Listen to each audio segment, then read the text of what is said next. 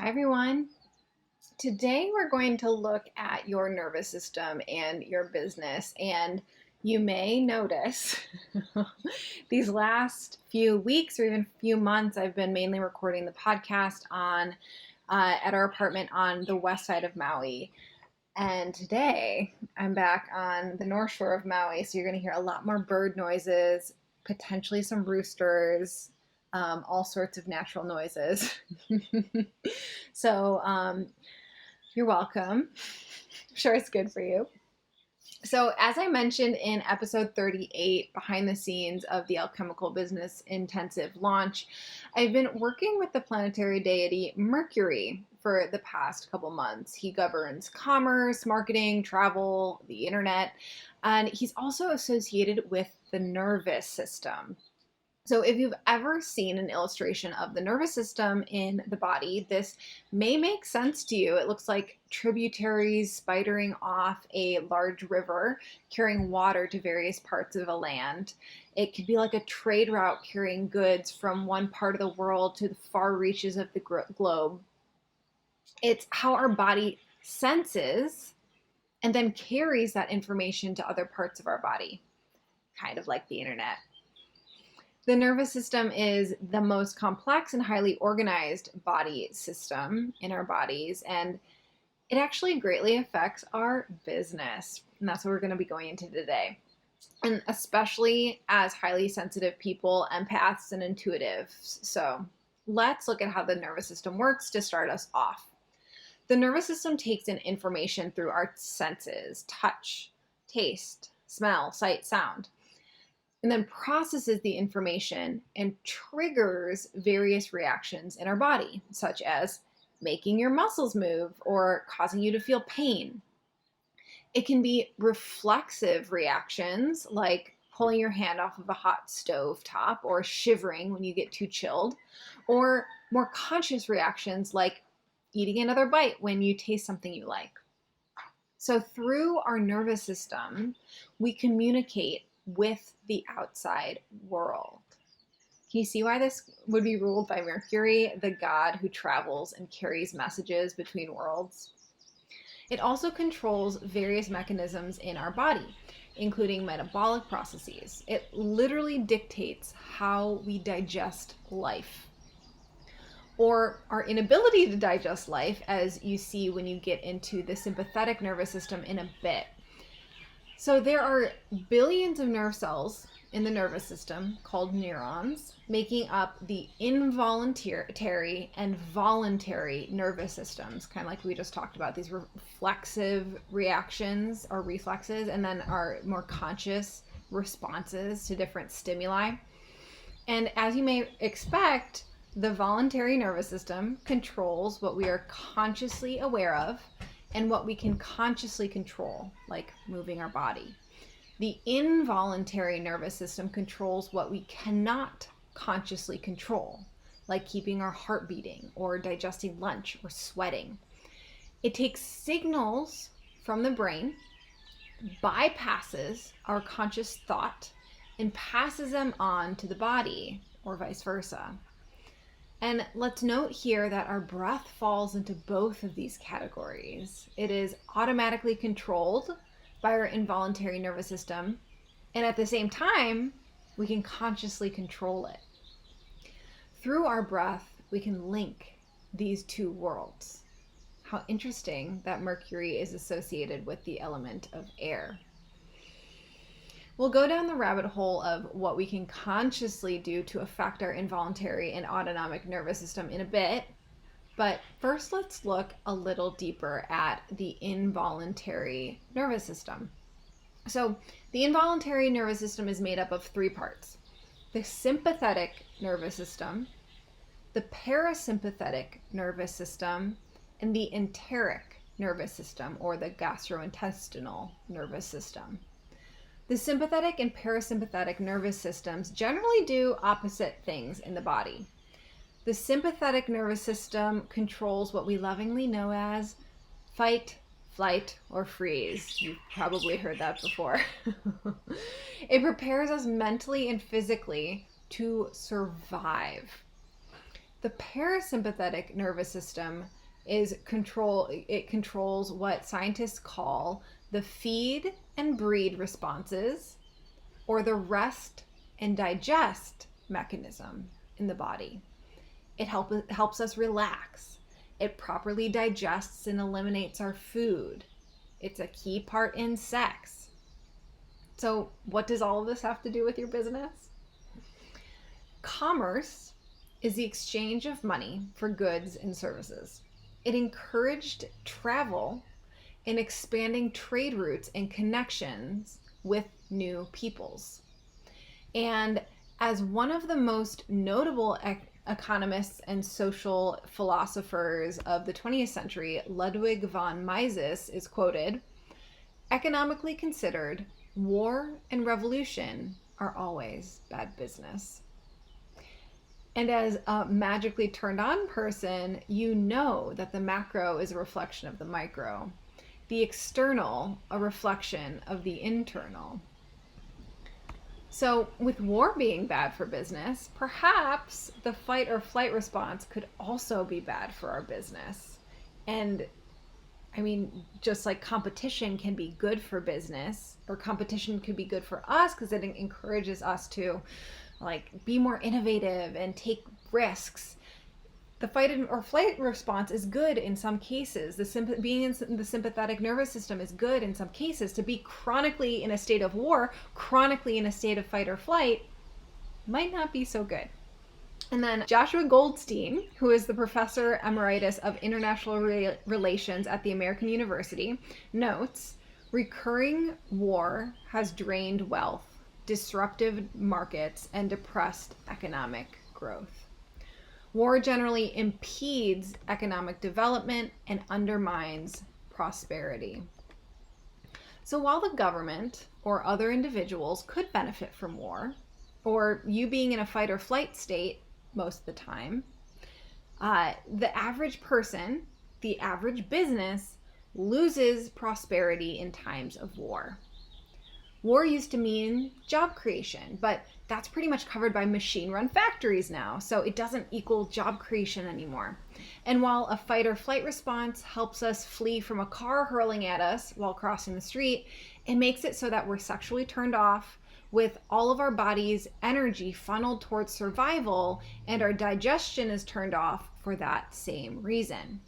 Fast heartbeat, blood moving to our limbs so we can run quickly is way more important in those survival times.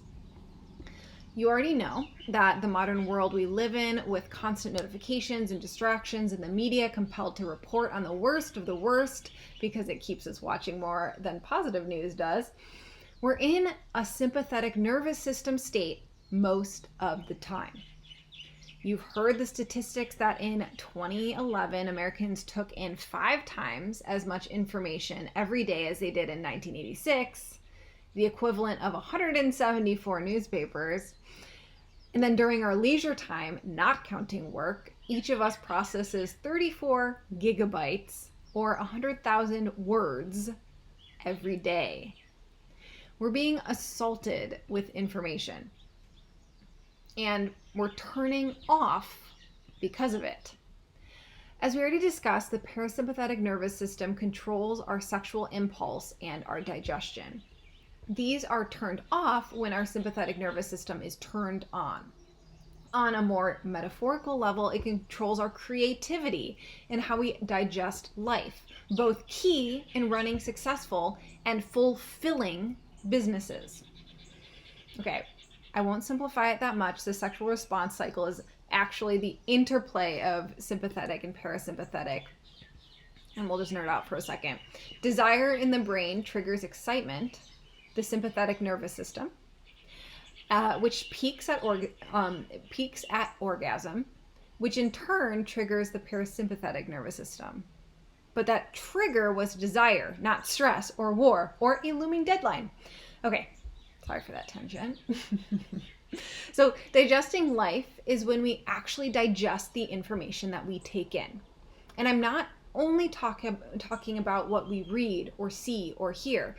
This is also what we sense, our intuition, how we feel. And the downtime needed for our brain to process the information, make those connections in our brain. This is the importance of not overworking or over-consuming stimuli, of our work not leaving us in a stress response where we can't process our day and make world-changing stuff out of it. Like, at the end of the day, are you trying to numb out because you're trying to trigger a freeze response, that sympathetic nervous system, so that you can turn off? To be a leader in your space, a thought leader, a visionary, you need to prioritize getting into a sympathetic state so that you can digest life and create new connections and solutions, to birth new ideas and projects. So what do we do about this? An estimated 75% of all parasympathetic nerve fibers in the body come from the vagus nerve. Activating the vagus nerve basically tells your brain all is peachy and that you can be in a parasympathetic state. It is safe. What's interesting is your voice box is connected to the vagus nerve. So the conscious act of humming or singing can trigger the autonomic response of going into a parasympathetic state. My computer just shut off, so let's try this again. So, as I dropped in earlier, breath is another way to consciously control the unconscious. Slowing down your breathing slows down your heart rate, bringing you into that parasympathetic state. Or maybe the ancient yogis had it right by doing a deep inhale, followed by a long Om. Checking both the conscious slow breathing box and the humming box. As I've said over and over and over again, digesting healthy food isn't really possible without being in a parasympathetic state. You can take it in, but without being in that relaxed, rest and digest state, you won't really take in the nutrients. Taking in healthy thoughts and practices isn't really possible without a parasympathetic state either. This is why hypnosis or guided meditation is so effective. You get into a deep, relaxed state and then take in new thoughts and beliefs when your body can actually digest them. So, scooting back to my dear pal Mercury. Mercury also rules mushrooms, and I'm not sure if you've ever seen a mycelium network before that is underground below any sort of mushroom fruiting body. And it's only the fruiting body of a mushroom that you see above ground, that cap or whatever shape they are. And then this huge, massive network of mycelium is connecting all of the fruiting bodies that are above ground in this below ground structure. If you've seen a mycelium network before, then you know that it looks very, very much like our nervous system. The expansive mycelium, these long, thin white fibers reaching out through the ground, connecting everything and communicating with one another. The largest known organism in the world is the large mycelium network underneath an ancient aspen forest, miles and miles, acres and acres wide. It has been known that it will actually allow different aspen trees to communicate with one another so that a tree in the sunlight can transfer photosynthesis through the mycelium, this mushroom structure that's separate from the tree, and transfer the photosynthesis to a tree that is in the shade, that doesn't have access to sunlight. So our nervous systems, all of these long fibers of neurons connecting our brain with various organs to one another, reflecting the mycelium that connects various fruiting bodies or plants or trees to one another so that they can communicate, reflecting our human systems of trade routes, of commerce, of different nations and peoples being able to connect with one another and share resources and communicate. And similar to mushrooms, Mercury also rules adaptogens, which can be mushrooms, but it is generally any plant or herb that we consume that will regulate our nervous system, stabilize our physiological processes, and bring us to homeostasis. Sounds a little like bringing us out of wartime to a time of peace, right? And I am starting to think of all activities that bring me into a parasympathetic state as adaptogenic activities I can do. So breath work, yoga, pleasure, singing, meditation, connecting with friends, long walks, long baths, baking. Maybe that idea can help you too. Because beyond being in a sympathetic state, helping us to be turned on, creative, digesting life, it also helps us to receive pleasure and other good things. When we don't feel safe, we can't really receive. Like our example of not being able to fully digest nutrients when we eat while in a sympathetic nervous system state, when that state is activated, you see this with a tight throat, a tight jaw, a tense gut. Your stress response is activated and you're not relaxed enough to take in life, to receive life. And you probably all already know this on some level. I took the women in the Alchemical Business Intensive through an exercise of connecting with themselves as the visionary CEOs of their business versus being a micromanager of their business. And every single one of them saw their visionary CEO as relaxed, trusting, at ease, in pleasure. They knew somehow, some way, that to get to their next level of success and fulfillment in business, they have to be in a relaxed, receptive state. So that is all for today, my friends.